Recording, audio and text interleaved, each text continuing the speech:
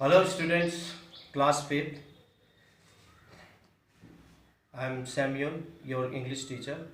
Today, before to start a new chapter, I would like to say something that is last video.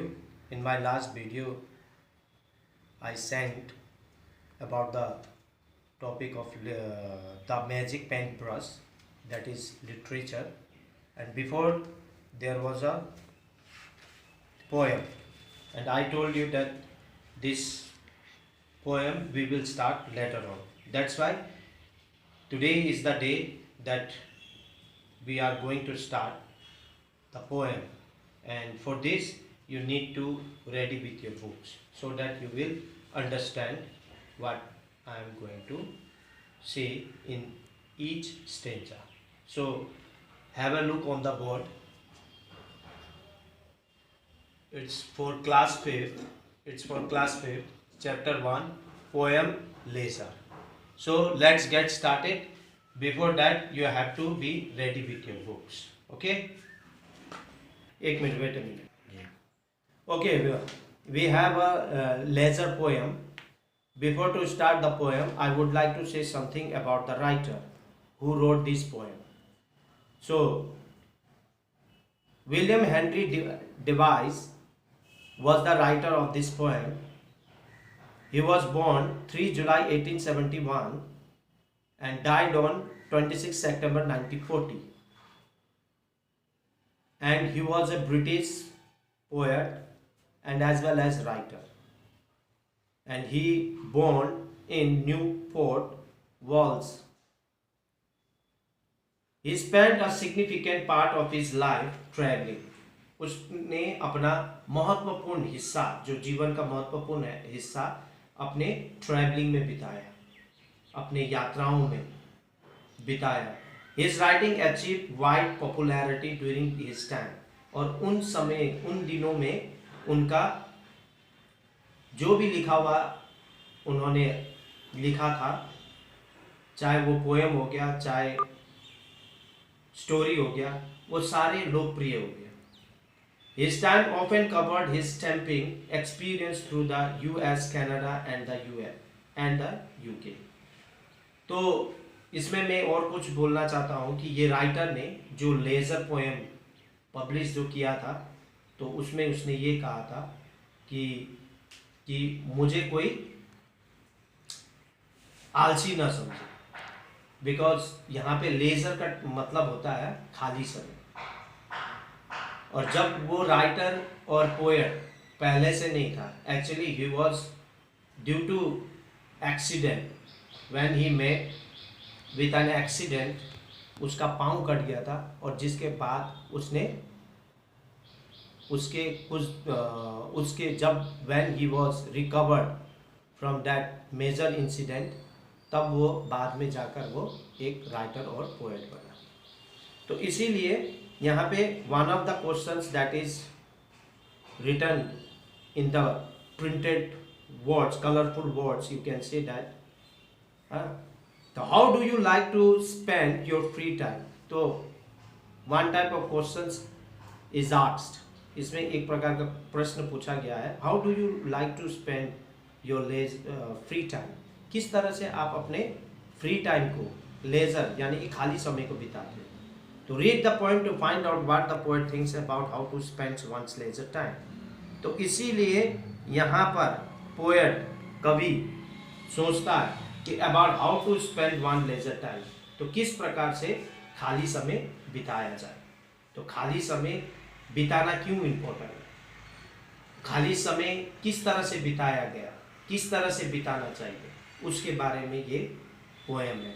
तो let's get started. ये poem के बारे में पढ़ते. In the first paragraph, in first stanza, what is this life if full of care, we have no time to stand and stair.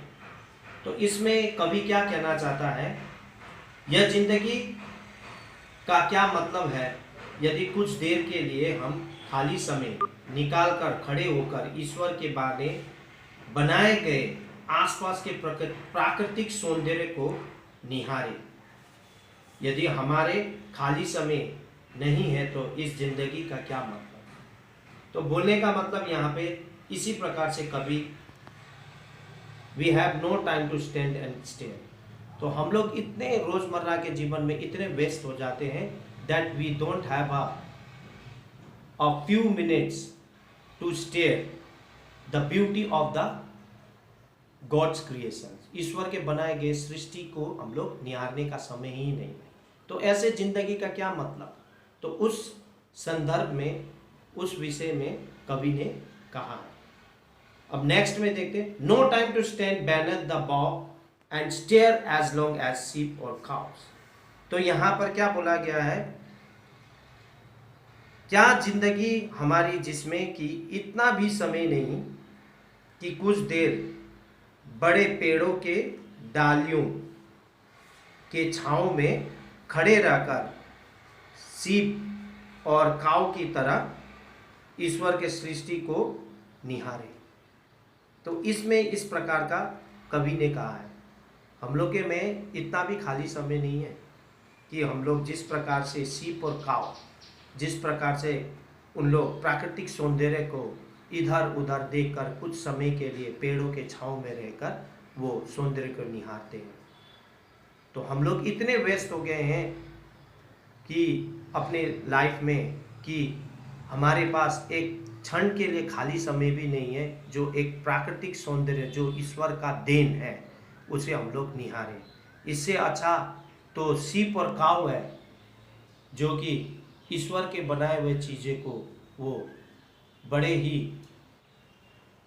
समय देकर वो इस सौंदर्य को उन लोग देखते हैं।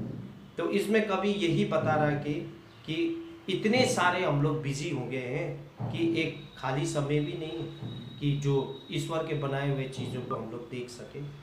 तो ऐसा जिंदगी का क्या मतलब, इट इज अ मीनिंगलेस।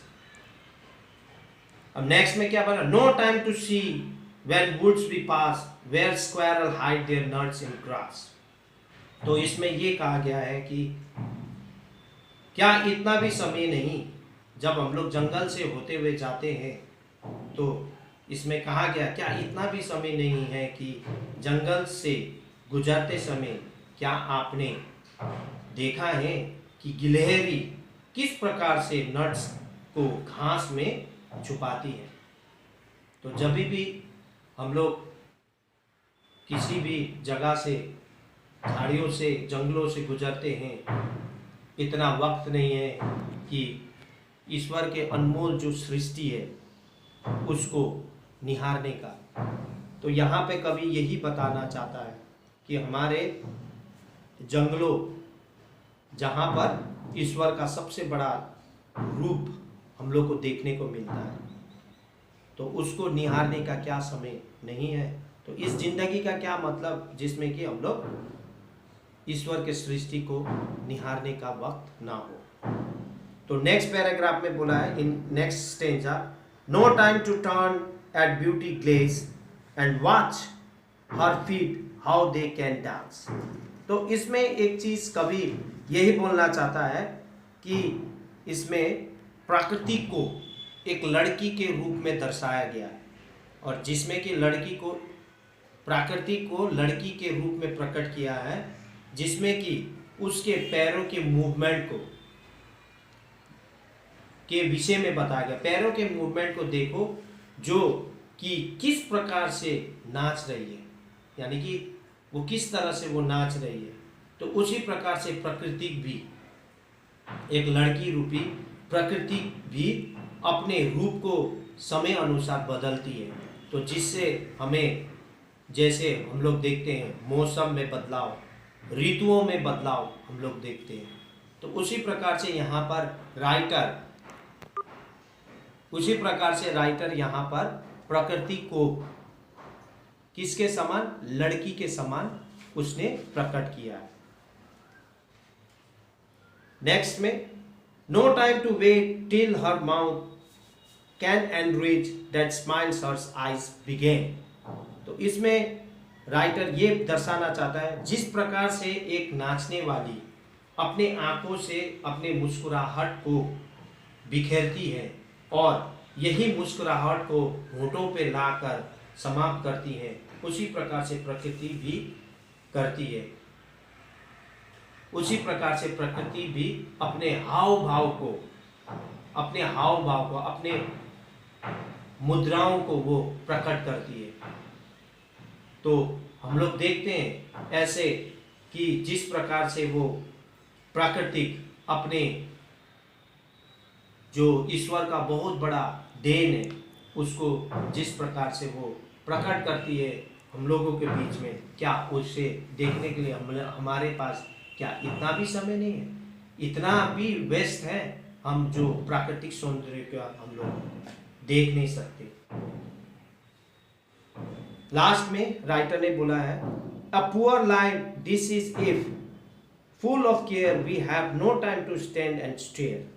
तो इसमें आखिरी में हमारे राइटर क्या कहते हैं कि राइटर सेज, यदि आपकी जिंदगी इस प्रकार की है तो आपकी जिंदगी बेकार है, इस जिसमें कुछ देर ठहर कर प्राकृतिक की सौंदर्य को निहारने का भी वक्त ना हो। तो इसीलिए हम लोग के जो भी चिंता फिक्री है लाइफ में, जो भी स्ट्रगल है, जितने भी कुछ है, what ever the ups down that in our life may it comes, whatever that we have the words that it should be done, तो वो चीज़ों को हम लोग को कुछ समय के लिए उसको रखना चाहिए। अपने चिंताओं से बाहर निकलकर कुछ समय के लिए प्राकृतिक सौंदर्य का दृश्य का जो ईश्वर का बहुत बड़ा देन है उसको निहारना जरूरी है। तो उस जिंदगी का क्या मतलब जिसमें कि यदि हमारे पास वक्त ही ना हो और इन बिजी लाइफ से हम लोग कुछ वक्त हम लोग दे ही ना पाए, तो ये जिंदगी का क्या मतलब। तो ये राइटर इस बात को वो प्रकट करना चाहता है कि लेजर समय यानी कि आपका खाली समय हमें प्रकृति के ईश्वर के दिन को हम लोगों को उसके सौंदर्य को देखना चाहिए, उसके सौंदर्य से हम लोगों को सीखना चाहिए, उसके सौंदर्य को हम लोगों को देखना चाहिए, जिससे कि हम अपने खाली समय को हम लोग एक सदुपयोग कर सकें। तो इतना भी बिजी अपने लाइफ को ना बनाएं जिससे कि हम अपने ज़िंदगी का मकसद, अपने ज़िंदगी का खुशीपन उसको खो दे। तो राइटर इस प्रकार से ये लेजर समय को दिखाता है। I hope that you understood and there is related reference to context homework A and B, and this A and B that is in page 8 you have to solve these question answers. Thank you so much.